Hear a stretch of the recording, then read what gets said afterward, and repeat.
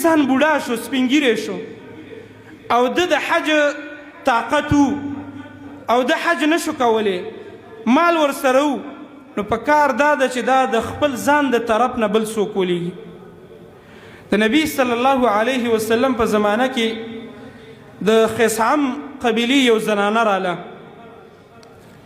او نبی صلی الله علیه وسلم ته وی فرمایل د خثعم چې د الله رسول زما پلار دی کمزوری دی د حج طاقت نشي لرلی وجود نه کمزوری دی د الله رسول په سورلۍ نشي کېناستلی مزل نشي کولی طوافونه نشي کولی مونځ په ولاړه نشي کولی د وجود په لحاظ سره کمزوری دی د الله رسول آیا زه د هغې د طرف نه حج وکم نبی صلی الله علیه وسلم ورته وفرمیل نعم حجی عنه او بالکل ته د هغې د طرفه حج کویش خو دې دپاره لازم دا دی چې دا به هغه انسان کوي چې چا خپله یو پیره حج کړی دې ته حج بدل ویلی کېږي کوم انسان خپله حج نه کړی هغه د بل دپاره حج نشي کولی خو ګورې دا به په هغه صورت کې چې کله د انسان د مړي د طرف نه حج کېږي یا د انسان دومره کمزوری دی چې دا د طاقت د ګرځېدلو نه لري هلته د طوافونو طاقت نه لري یا هلته د مزلونو طاقت نه لري نو دا د وجود په لحاظ سره کمزوری دی که دا د خپل ځان دپاره بل څوک ولیږي نو بلکل حج کویش په دې شرطونو کې چې کمزوری یا مړي نو دې زنانه ته نبی صلی الله علیه وسلم وفرمیل نعم حجی عنه بالکل ته د خپل پلار د طرفه حج کویش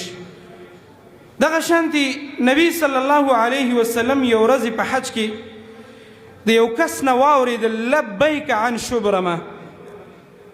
نبی صلی الله علیه وسلم راوغوښتل تپوس یې ترې وکړه دا شبرمه څوک دی ویې د الله رسول ورور مې دی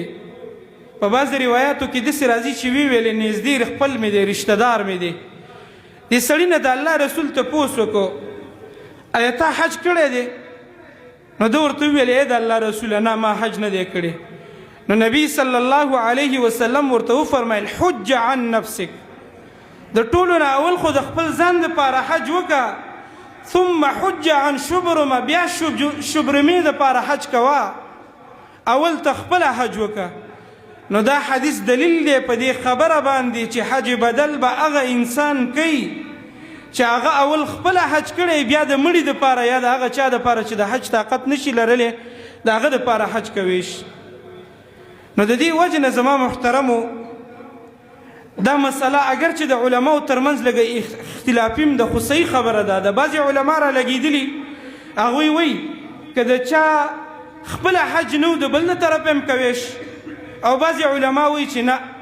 چې یو انسان خپله حج نه و کړی دا د بل د طرفه حج نشي کولی حج بدل دې ته ویلی کېږي دا د بل چا دپاره حج نشي کولی